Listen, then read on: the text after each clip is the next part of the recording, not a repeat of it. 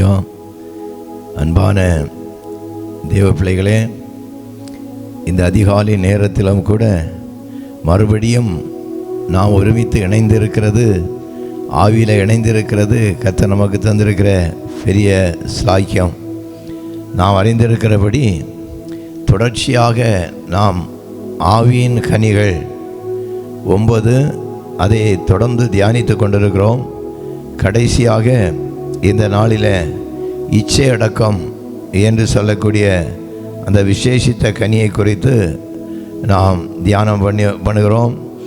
கலாத்தியர் 5வது அதிகாரம் 23வது வசனத்தின் கடைசி பகுதியில் இருக்கிறது இச்சை அடக்கம். அருமையான தேவ பிள்ளைகளே, ஆண்டவர் தம்முடைய ஜனங்களை எகிப்திலிருந்து பிரித்தெடுத்து வனாந்தரம் வழியாக வழிநடத்தி சென்று கானான் தேசத்துக்கு பத்திரமாய் வழிநடத்தி செல்ல சித்தம் கொண்டார். அவர்களுக்கு பிரமாணங்களை கொடுத்தார், 10 கற்பனைகளை கொடுத்தார். அந்த 10வது கற்பனைகளை பார்க்கும் பொழுது இச்சை அடக்கம், நீங்கள் யாது ஒன்றையும் இச்சையாதிருப்பாயாக என்று சொல்லி அவர் கட்டளை கொடுத்தார். பிறருக்குரிய உபாகமம் 5:21 பார்க்கும்பொழுது கூட பிறருக்குரிய யாது ஒன்றையும் பிறருக்குரிய மனைவி யாது ஒன்றை பிறருக்குரிய யாது ஒன்றையும் இச்சையாதிருப்பாயாக என்று சொல்லி ஆண்டவர் அங்கே தம்முடைய பிள்ளைகள் பரிசுத்தமாய் வாழ வேண்டும் என்று சொல்லி இச்சை அடக்கமுள்ளவர்களாய் வாழ வேண்டும் என்பது தேவனுடைய சித்தமாயிருந்து எல்லாவற்றிலையும் வாழ்ந்து இருக்கும்படியான பிரமாணங்களை கொடுத்தார். இந்த பிரமாணங்களை கற்றுக்கொண்டு வாழ்ந்த ஜனங்கள் அநேகர் கர்த்தருக்குள்ளால வாழ்ந்து கொண்டிருக்கிறார். இப்பொழுதும் இந்த இச்சை அடக்கம் என்று சொல்லி நீங்கள் பார்க்கும் பொழுது ஆண்டுடைய வார்த்தை சொல்லுது. யாக்கோபு நிருபம் 1வது அதிகாரம் 14-15 வசனத்தை நீங்கள் பாதிப்பீங்களானால், அவனவன் தன் தன் சுய இச்சைகளினாலே இழுக்கப்பட்டு அந்த சோதிக்கப்படுகிறான். தன் தன் சுய இச்சைகள். நம்ம அருமையான தேவ பிள்ளைகளே, மனுஷனுடைய வாழ்வு, நாம் வாழ்வதற்காக ஆண்டவர் ஒரு சரீரத்தை நமக்கு கொடுத்திருக்கிறார். இந்த சரீரத்தில் நாம் பாடு அனுபவித்து கொண்டிருக்கிறோம் என்று சொல்லி 2 கொரிந்தியர் 5:5 சரீரத்தில் நாம் பாடு அனுபவித்து கொண்டிருக்கிறோம். அது ஜென்ம சரீரம். 1 கொரிந்தியர் 15:44 பாருங்கள். ஜென்ம சரீரம். அந்த இது ஜென்ம சரீரம் மண்ணிலிருந்து எடுக்கப்பட்டது. இந்த அந்த சரீரம் மண்ணுக்கு திரும்பி போய்விடும். இந்த ஜென்ம சரீரத்தில் நாம் பாடுகள் அனுபவித்து கொண்டிருக்கிறோம். இந்த பாடுகள் அனுபவிக்கும் பொழுது பலவிதமான இச்சைகள் நம்மை இழுக்கிறது. அதனால பல சோதனைகள் நமக்கு வருகிறது. அதான் யாக்கோபு நிருபம் 1:14-15 ஒரு கூட ஞாபகப்படுத்தி பாருங்கள். அவனவன் தன் தன் சுய இச்சையினால் இழுக்கப்பட்டு சிக்குண்டு அந்த இச்சையானது அது கர்ப்பம் தரிக்கிறது. அந்த கர்ப்பம் தரித்து பாவத்தை பிறப்பிக்கிறது. பாவம் முழுமையாகும் பொழுது ஆத்துமாவில் மரணத்தை பிறப்பிக்கிறது, மரணம் உண்டாகிறது என்று எழுதப்பட்டிருக்கு. அப்போ இச்சைகள் நம்ம மாம்சத்தில் இழுத்து கொண்டிருக்கும் பொழுது இந்த இச்சைகளிலிருந்து நாம் விடுபட்டு தான் ஆக வேண்டும். இந்த இச்சையை அடக்காத பட்சத்தில் நாம் நித்திய வாழ்வுக்கு நேராய் கடந்து போக முடியாது என்பதை நீங்களும் நானும் அறிந்து கொள்ள வேண்டும். இந்த இச்சைகளிலிருந்து நாம் விடுவிக்கப்பட வேண்டும்.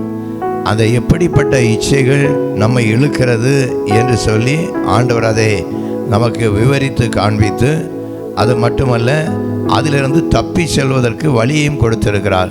இந்த வேதத்தை நீங்கள் கவனமாய் பார்க்கும் பொழுது வேதத்தில் உள்ள மகத்துவம் இதுதான். ஒரு மனுஷனுடைய வாழ்க்கையில் இருக்கக்கூடிய தடுமாற்றங்களையும் பாவங்களையும் அக்கிரமங்களை விலக்கி கொடுத்து அதிலிருந்து தப்பி செல்வதற்கு ஆண்டவர் வழிகளை கொடுத்திருக்கிறார். அது நீங்கள் பாருங்கள், இது மாம்ச இச்சைகள் என்று சொல்லி நீங்கள் பார்க்கும் பொழுது இந்த எபேசியர் நிருபம் 2:3 இந்த பகுதிகளை நீங்கள் பார்க்கும் பொழுது, முற்காலத்திலே நமது மாம்ச இச்சையின்படி நடந்து நமது மாம்சமும் மனதும் விரும்பினதை செய்து சுபாவத்திலே மற்றவர்களைப் போல கோபாக்கினை பிள்ளைகளாக இருந்தோம். அப்போ மாம்ச இச்சைகளினால் இழுக்கப்பட்டு தேவ கோபத்துக்கு பாக்கியதான பிள்ளைகளாக நாம் இருந்தோம். அதில் வேதம் எழுதுறது மாம்ச இச்சை. அப்போ இந்த மாம்ச இச்சைகளிலிருந்து நீங்களும் நானும் விடுதலைப்பட அது ரட்சிக்கப்பட்ட அனுபவத்தோடு நம்முடைய வாழ்க்கையை கடத்தி கொண்டு போக நீங்கள் வாஞ்சிக்க வேண்டும். அதை தான் எபேசியர் 2:8 நீங்கள் பாருங்கள். விசுவாசத்தினாலே கிருபையினாலே விசுவாசத்தை கொண்டு நீங்கள் ரட்சிக்கப்பட்டீர்கள். இது உங்களால் உண்டானதல்ல, இது தேவனுடைய ஈவு. ஆம், அருமையான தேவச்சனமே, இந்த மாம்ச இச்சைகளிலிருந்து நீங்கள் விடுபடுவதற்கு ஒரே ஒரு வழி, கர்த்தருடைய ஆவியானவர் உங்களை ஆட்கொள்ள வேண்டும். அந்த பரிசுத்த ஆவியில் மறுபடி பிறந்த ஒரு அனுபவத்தோடு நீங்கள் வாழ வேண்டும். அப்படி அது ரட்சிப்புகளால் வருவதற்கு நீங்களும் நானும் முயற்சி செய்ய வேண்டும். அப்போ அதுதான் கலாத்தியர் 5:24 சொல்லுகிறது, கிறிஸ்து உடையவர்கள் மாம்சத்தையும் அதன் இச்சைகளையும் சிலுவையில் அறைந்திருக்கிறார்கள். அந்த மாம்ச இச்சைகள் செயலாற்றி விடாதபடிக்கு அந்த சிலுவையை நீங்கள் கண் முன்னால் வைத்து ஜெபிக்கும் பொழுது அந்த சிலுவையில் அறையப்பட்ட ஒரு அனுபவம் நமக்கு கிடைக்கிறது. அடுத்து நீங்கள் பாருங்கள், இன்னும் ஆண்டவர் வெளிப்படையாக சொல்லும் பொழுது அவயவங்களில் போர் செய்கிற இச்சைகள், இந்த மாம்ச இச்சைகள் இது அவயவங்களில். இப்போ ஒவ்வொரு அவயவங்களை கண்களின் இச்சைகள், இன்னும் ஒவ்வொரு அவயவங்களையும் இச்சைகள் போராடுகிறது. அதான் யாக்கோபு நிருபம் 4:1 நீங்கள் படித்தீங்கன்னால், உங்களுக்கு சண்டைகளும் போராட்டங்களும் யுத்தங்களும் ஏன் வருகிறது? அவயவங்களில் போர் செய்யும் இச்சைகளினால் அல்லவோ. அவயவங்களில் அது இச்சைகள் போர் செய்கிறது. இன்னும் நீங்கள் 1 பேதுரு 2:11 பாருங்கள். இந்த ஆத்துமாவுக்கு விரோதமாய் போர் செய்கிற மாம்ச இச்சைகளை விட்டு விலகி புறஜாதிகள் உங்களை அக்கிரமக்காரர் என்று சொல்லும் விஷயத்தில் நல்லடக்கை உள்ளவர்களாய் நடந்து கொள்ளுங்கள். ஆமாம், அருமையான தேவச்சனமே, ஆத்துமாவை எப்படியாவது கெடுத்து விட வேண்டும் என்று சொல்லி அந்த ஆண்டவர் எச்சரிக்கிறார். ஆத்துமாவுக்கு விரோதமாய் அவயவங்களில் போர் செய்கிறது. அது ஒரு முக்கியமான போர்க்களத்தில் நாம் நிற்கிறோம். இந்த போர் செய்கிறது, இந்த போரில் நீங்களும் நானும் வெற்றி பெற்று நல்லடக்கை உள்ளவர்களாய் நடந்து கொள்ள வேண்டும். அக்கிரமக்காரர் என்று சொல்லி உங்களை மற்றவர்கள் சொல்லுகிற விஷயத்தில் நடக்கைகள் நல்லடக்கை உள்ளவர்களாய் வாழ வேண்டும். அப்போ அவயவங்களை போர் செய்யும் பொழுது உங்கள் நடக்கைகளை சீர்படுத்தி பார்க்க வேண்டும். ஆகாய் தீர்க்கதரிசி புத்தகம் 1:7 பாருங்கள். உங்கள் வழிகளை நீங்கள் சிந்தித்து பாருங்கள். அப்போ நீங்கள் எந்த வழிகளில் நீங்கள் கடந்து போகிறீர்கள் என்பதனை நீங்கள் சிந்தித்து பார்க்க வேண்டும். அடுத்து பாருங்கள், அடுத்து ஆண்டவருடைய வார்த்தை சொல்லுகிறது, துரு இச்சை. அந்த துரு இச்சை எல்லாத்திலேயும் அந்த தீய சிந்தனைகள், தீய எண்ணங்களை கொண்டு பலவிதமான இச்சைகளை கொண்டு வந்து சத்ரு ஒரு மனுஷனை நித்திய வாழ்வுக்கு நேராக கொண்டு போகக்கூடாதபடி அதுக்கு துரு இச்சை. அப்போ ஆண்டவருடைய வார்த்தை சொல்வது, துரு இச்சைகளை கொண்டு வரக்கூடியதுலேருந்து நீங்கள் விடுதலை பெறமானால் ரோமர் 8:13 சொல்வது, மாம்சத்தின் கிரியைகளை நீங்கள் பரிசுத்த ஆவியினாலே அழித்தால் பிழைப்பீர்கள், மாம்சத்தின்படி பிழைத்தால் சாவீர்கள். அப்போ மாம்ச இச்சைகள் துரு இச்சைகளுக்கு நேராக இழுக்கும் பொழுது பரிசுத்த ஆவியை கொண்டு அந்த சுட்டரிக்கிற அக்கினியின் அபிஷேகத்தோடு நீங்கள் கடந்து போய் ஆண்டவரிடத்தில் அந்த ஆவியை கேட்கும் பொழுது அவயங்களில் போர் செய்கிற மாம்ச இச்சைகள் அழிக்கப்படும் என்று சொல்லி அந்த இச்சை அடக்கத்தை பற்றி ஆண்டவர் சொல்கிறார். இன்னும் மோக இச்சை 1 தெசலோனிக்கேயர் 4:4 வருங்க. அஞ்ஞானிகளைப் போல நீங்கள் மோக இச்சைகள், எதை கொடுத்தாலும் ஒரே மோகம், அது ஒரு பயங்கரமான ஆவி. அதனால தான் ஆண்டவர் சொல்கிறார், இந்த சரீரத்தை கனமானதாயும் சரீரத்தை பரிசுத்தமாயும் கனமானதாயும் ஆண்டு கொள்ள அறிந்து பரிசுத்தத்தை காத்து கொண்டு நீங்கள் நடக்க வேண்டும். உங்களை அசுத்தத்துக்கு அல்ல பரிசுத்தத்துக்கே தேவன் அழைத்திருக்கிறார். நீங்கள் பரிசுத்தமாய் வாழ வேண்டும் என்பது தேவனுடைய சித்தமாய் இருக்கிறது என்று 1 தெசலோனிக்கேயர் 5:5 சொல்லுது. அதனால நீங்கள் இந்த பரிசுத்தத்தை காத்து கொள்ள வேண்டுமானால் உங்கள் அவயவங்களை பத்திரமாய் பாதுகாத்து கொள்ளணும். அதான் சொல்லுது, ஆண்டுடைய வார்த்தை சொல்லுகிறது. இப்படி நீங்கள் உங்கள் சரீரத்தை கனமான பாத்திரமாக, ஏனென்றால் சரீரத்தை ஆண்டவர் நமக்கு வாழ்வதற்காக தந்திருக்கிறார். அந்த சரீரத்துக்கு உள்ளாலே தேவனுடைய ஆவி நம்மளை உலாவி நீங்கள் தேவனுடைய ஆலயமாக இருக்கிறீர்கள் என்று எழுதப்பட்டிருக்கு. இந்த சரீரத்தை கடூரன் சரீரத்தை கெடுத்து விடுகிறான், துரிச்சைகளுக்கு மோக இச்சைகளுக்கு இடம் கொடுத்து விடுகிறான். அதனால நீங்கள் பரிசுத்தத்தை காத்து கொண்டு நடக்கும்படிக்கு நீங்கள் கர்த்தரிடத்தில் உதவி கேட்கணும். அதான் ஆண்டவர் சொன்னார், நான் பரிசுத்தராய் இருக்கிறது போல நீங்களும் உங்கள் நடக்கைகள் எல்லாவற்றிலையும் பரிசுத்தராயிருங்கள்.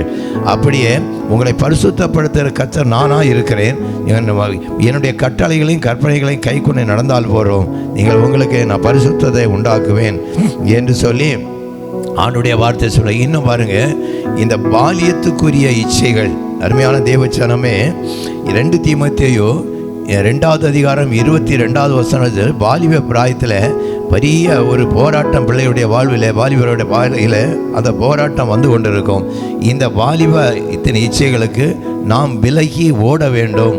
அது ஒரு ஓட்டப்பந்தயத்தில் நாம் இருக்கிறோம், ஓடிக்கொண்டே இருக்க வேண்டும் என்று சொல்லி தேவனுடைய வார்த்தை சொல்லுது. வாலிப பிள்ளைகளுக்கு அதை ஞாபகப்படுத்துகிறேன். இன்னும் ஆதியாகமம் 39:6-9 நீங்கள் 6-9 வரை உள்ள வசனத்தை நீங்கள் பார்த்தீங்கன்னா, ஒரு அழகான ஒரு வாலிபன் யோசேப்பை குறித்து அங்கே எழுதப்பட்டிருக்கிறது. அங்கே அவன் அழகும் சௌந்தரியமாக இருந்ததுனால, அவன் போத்திபாருடைய வீட்டில் இருந்ததுனால, இவனுடைய அழகும் சௌந்தரியத்தை கண்டு எப்படியாவது இச்சைகளை வெளுத்து விட வேண்டும் என்று சொல்லி அங்கே போத்திபாருடைய மனைவி எத்தனம் பண்ணும் பொழுது அவர் சொல்லுகிறார், அந்த வார்த்தை வித்தியாசமாக இருக்கிறது. 9வது அதிகாரத்தில் எல்லாம் 9வது வசனம், ஆதியாகமம் 39:9 எல்லாம், இது என்னுடைய மனைவி அல்ல, இது இன்னொருடைய மனைவி, இந்த வீட்டில் என்னை இப்படிப்பட்ட கனத்தோடு வைத்திருக்கிறார், தெய்வம் என்னை பார்க்கிறது, தேவனுக்கு முன்பதாக இவ்வளோ பெரிய பாவத்தை நான் செய்வது எப்படி? அந்த விபச்சார பாவத்தை குறித்து அந்த யோசேப்புக்கு ஒரு பயம் உண்டாயிற்று. அப்படி கர்த்தருக்கு பயம் உண்டாச்சு. ஏனென்றால் இந்த விபச்சார பாவம் ஒரு மனுஷனை பரலோக ராஜ்யத்தில் கொண்டு போகாது. இப்படிப்பட்ட இச்சைகளிலிருந்து அந்த யோசேப்பு விலகி ஓடுகிறதை நீங்கள் பாருங்கள். அந்த பகுதியை வாசித்து படிக்க கொள்ளுங்க. இன்னும் ஐஸ்வர்யத்தை இச்சித்து பண ஆசையாய் சிலர் தங்களை உருவ குத்தி கொண்டிருக்கிறார்கள். 1 தீமோத்தேயு 6:9-10 வசனத்தை நீங்கள் பார்ப்பீங்கன்னா, அந்த பண ஆசைகள் அநேகரை இழுத்து கொண்டு தான் இருக்கிறது. அது செல்வச்சீமானாய் மாறணும், எப்படியாவது அநியாயமாய் சொத்து சம்பாதிக்க வேண்டும், லஞ்சம் வாங்க வேண்டும். வேதம் சொல்லுது, பரிதனம் வாங்குறனுடைய கூடாரத்தை அக்கினி பட்சிக்கும், அது சாபத்தை கொண்டாடும். தேவையில்லாத லஞ்சங்கள், தேவையில்லாத அநியாய வட்டிகள், இப்படிப்பட்டதை நீங்கள் நானும் வாஞ்சிக்கும் பொழுது அது கூடாரத்தில் அந்நிய அக்கினி பற்றி பிடிக்கும் எழுதப்பட்டிருக்கு. பரிதனம் வாங்குறவனுடைய கூடாரத்தை அக்கினி பட்சிக்கும் என்று எழுதப்பட்டிருக்கிறது.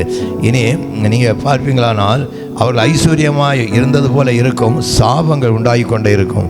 அது அப்படி அந்த மோக இச்சை இதில் பாருங்கள், ஐஸ்வர்யவான் ஆகக்கூடிய இச்சை. அதனால் அநேகர் தெய்வத்துடைய விசுவாசத்தை விட்டு விலகி தங்களை உருவ குத்தி கொண்டிருக்கிறார்கள் என்று சொல்லி தேவனுடைய வார்த்தை சொல்லுது. இன்னும் நீங்கள் பாருங்கள், காம விகார ஆவி அநேக பிள்ளைகளை இந்த நாட்களில் பிடுங்கி எடுக்கிறது அந்த காம விகார ஆவி. அதான் ஓசியா 4வது அதிகாரம் 11வது வசனத்தை பாருங்கள். அது எழுதப்பட்டிருக்கு, காம விகார ஆவி ஒரு மனுஷனை வழி தப்பி தெரிய பண்ணுகிறது. அழகான மனைவி, அழகான குடும்பங்கள், இந்த இடத்துல அந்த காம விகார ஆவி உள்ளே போகும் பொழுது அருமையான குடும்பம் அழிந்து போகிறது. பாருங்கள், இப்படிப்பட்ட ஆவி ஒரு மனுஷனை வழி தப்பி தெரிய பண்ணும் என்று சொல்லி தேவனுடைய வார்த்தை சொல்லுது. இன்னும் ஓசியா 5:4 பாருங்கள். இந்த 5:4 அது எழுதப்பட்டிருக்கிறது, அது உள்ளத்துக்குள்ளால் குடியிருக்கும். இந்த எல்லா ஆவியும் வெளியிலிருந்து தாக்கும். இந்த காமவிகார ஆவி உள்ளத்துக்குள்ளால் இருந்து எப்பொழுதும் அந்த சிந்தனைகள் உண்டு பண்ணி கொண்டே இருக்கும் என்று சொல்லி வேத வாக்கியம் சொல்லுது. அதான் தாவீது ராஜா 51வது சங்கீதத்தில் சொல்லும் பொழுது, பாவம் எனக்கு முன்னாக எப்பொழுதும் எனக்கு முன்னால் தான் இருக்கிறது என்று சொல்லி. அருமையான தேவச்சனம், இப்படிப்பட்ட பலவிதமான இச்சைகளை குறித்து வேதத்தில் தெளிவாக எழுதப்பட்டிருக்குது. கொஞ்சத்தை நான் உங்களுக்காக அந்த ஆராய்ந்து பார்த்து சில காரியங்களை உங்களோடு பகிர்ந்து கொண்டேன். இந்த துர் இச்சைகளோடு ஒரு மனுஷன் வாழ்வானானால் அவன் நித்திய வாழ்வை அடைவதென்பது அது ஆண்டவருக்கு பிரியமில்லாத காரியங்கள் தான். அடைவது என்பது சந்தேகமாக தான் இருக்கிறது. அதனால தான் ஆண்டவர் சொன்னார், இந்த நல்ல மரம் நல்ல கனியை கொடுக்கும், அந்த நல்ல மரத்தினால அந்த கனியினால் இந்த ஒரு மனுஷனை அறிந்து கொள்ள முடியும். ஆனால் அந்த கனி கொடுக்காத வாழ்வை அழித்து போடுகிற தேவன் அல்ல. நீங்கள் எரேமியா தீர்க்கதரிசி 18வது அதிகாரம் 4:5 நீங்கள் வசனத்தை பாருங்கள். கெட்டுப்போன ஒரு பாத்திரத்தை நல்ல பாத்திரமாய் வணைவதற்கு நான் வாஞ்சியாக இருக்கிறேன். அவர் எடுத்த கரத்தில் அடங்கி இருக்கும் பொழுது உங்கள் வாழ்வை மறுபடி கட்டி எழுப்பி கனி தரக்கூடிய ஒரு வாழ்வுக்கு நேராய் வழி நடத்துவார் என்பது சந்தேகமில்லை.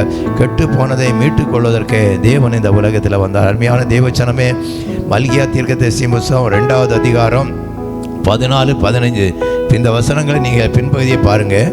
உங்கள் ஆவியை குறித்து நீங்கள் எச்சரிக்கையாக இருங்கள்.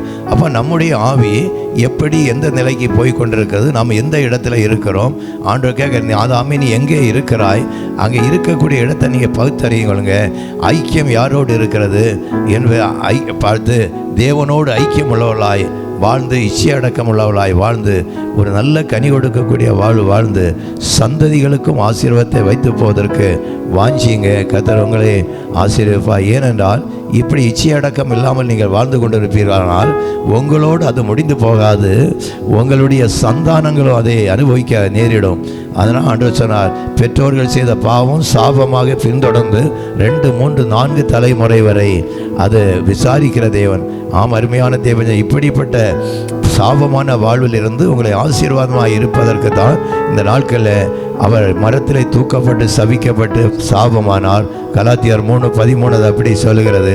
சகரியா 8:13 பாருங்கள். நீங்கள் சாபமாக இருந்தது உள்ளது தான், ஆனாலும் இந்த சாபத்திலிருந்து உங்களை ஆசீர்வாதமாக்குவேன், ரட்சிப்பேன், பயப்படாதிருங்கள், கழிகளை திடப்படுத்தி கொள்ளுங்கள் நல்ல வார்த்தைகளை ஆண்டவர் வைத்திருக்கிறாரு.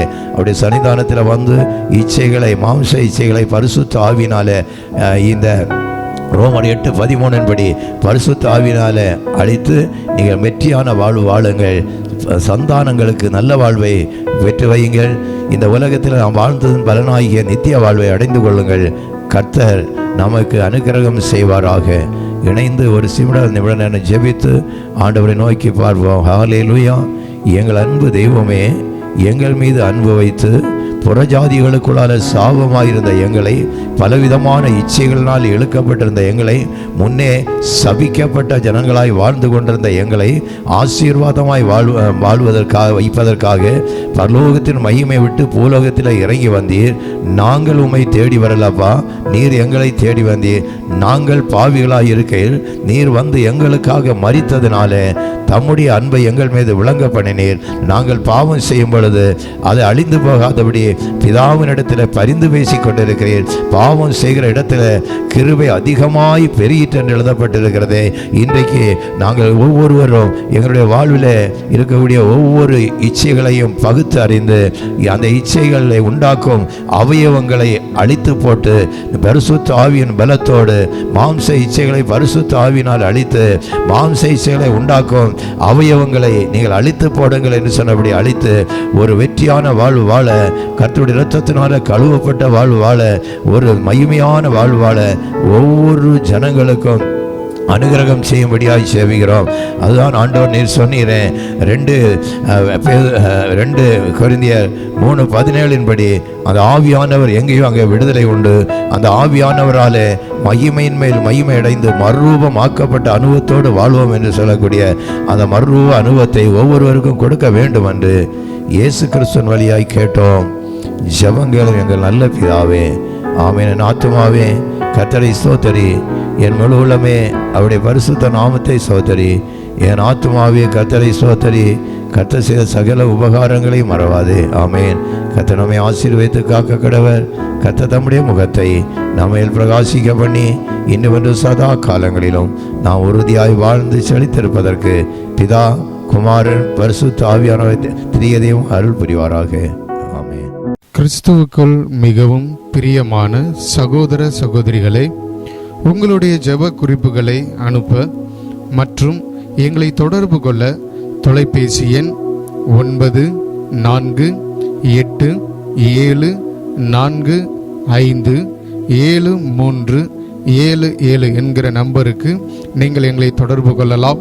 மற்றும் உங்களுடைய ஜெப குறிப்புகளை, விண்ணப்பங்களை அனுப்புவதற்கு எங்களிடத்தில் உள்ள வாட்ஸ்அப் நம்பர் 882556881333 என்கிற நம்பருக்கு உங்களுடைய விண்ணப்பங்களை ஜெப குறிப்புகளாக நீங்கள் அனுப்பலாம்.